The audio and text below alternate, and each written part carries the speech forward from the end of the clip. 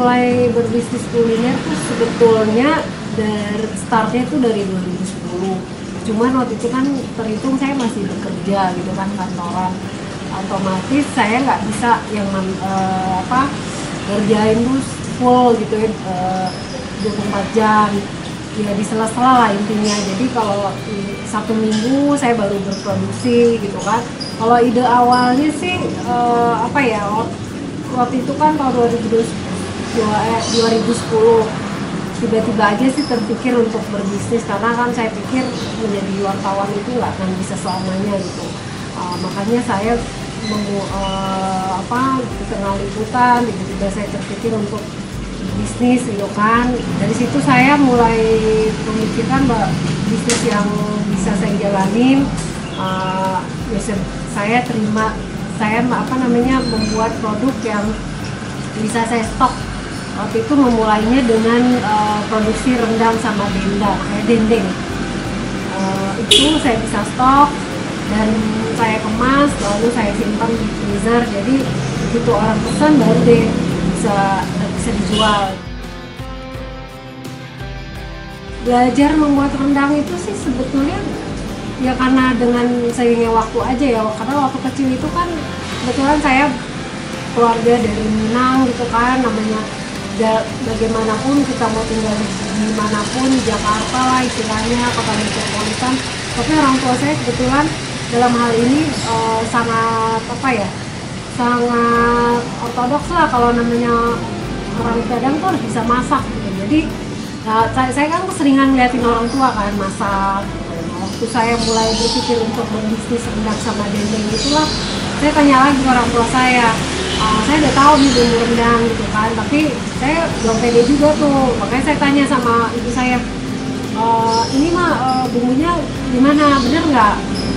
Udah sampai akhirnya orang tua saya, karena dia tahu waktu itu saya mau berbisnis, datang ke rumah gitu kan, ngajarin saya, ini caranya begini, ini segini, jadi beratnya segini gitu kan, cabenya harus yang segar, dagingnya harus yang segar. Jadi memang kebetulan saya buat rendang itu dagingnya daging lokal yang potongnya semalam ya jam 2 pagi, besok paginya baru mereka jual. Dan itu saya belinya daging seperti itu, bukan daging yang misalnya yang udah lama di frozen atau daging dari luar ya.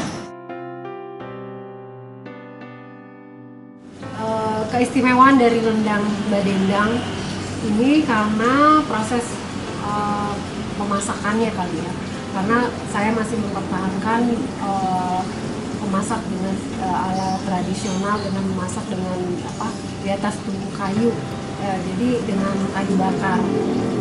Sejauh ini kan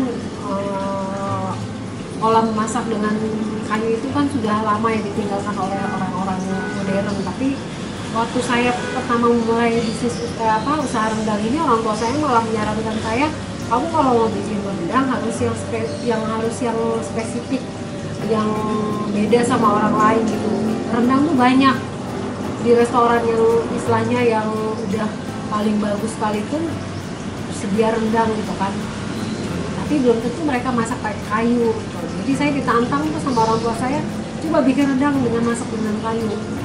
Akhirnya waktu saya memulai usaha itu ya sudah, saya buat tungku khusus untuk memasak rendang gitu. Jadi sampai sekarang pun saya tetap pakai kayu.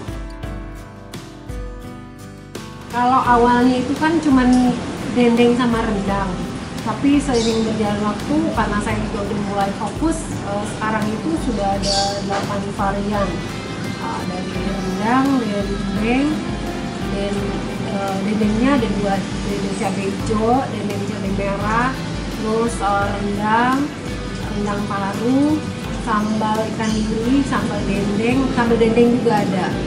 Terus sama ini bumbu rendang kan itu juga permintaan dari customer gitu kan. Mereka minta, bisa nggak dibuatin bumbu rendangnya aja. Jadi mereka masak sendiri gitu kan. Biasa mungkin kalau setiap weekend orang tua kan biasanya pengen punya kebersamaan dengan keluarga gitu kan, dengan anak, bagaimana masak bareng. Nah, ini saya menyediakan bumbu rendang yang istilahnya mereka nggak tinggal cuma tambahin daging aja, terus dikasih bumbu rendang dari badendang, udah bisa jadi rendang gitu. Jadi udah nggak perlu mikirin lagi santan atau bahan-bahan, karena di situ sudah semua lengkap. Tinggal nambahin daging aja, daging tinggal direbus, terus nanti dimasukin ke dalam bumbu itu, bumbu rendangnya.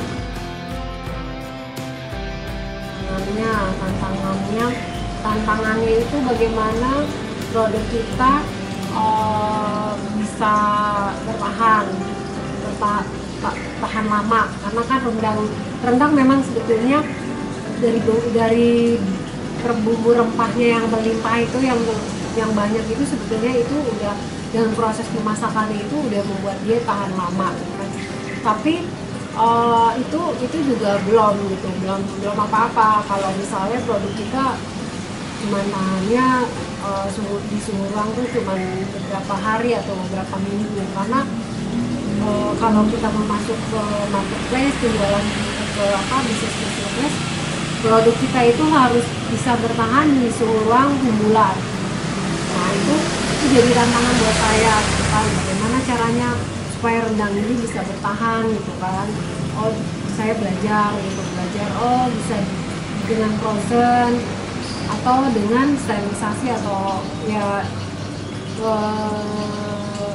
ya saat ini sih dengan sterilisasi itu bisa mempertahankan makanan dengan selama mungkin minimal 6 bulan. Kalau sekarang ini kendala ya mungkin karena kita nggak bisa luasa bertemu orang ya, jadi kita memang nggak bisa melakukan penjualan secara offline. Cuman mengharapkan dari online gitu kan. Kalaupun yang offline ya terbatas lah, nggak bisa yang menjangkau terlalu jauh gitu. Jadi memang kendalanya itu gitu. Terus kendala yang lain mungkin kendala dari diri sendiri ya. Jadi saya sih pikirnya itu kalau misalnya kita males atau kita males-malesan menawarkan produk kita, ya itu kan akan menjadi kendala dari kita sendiri gitu.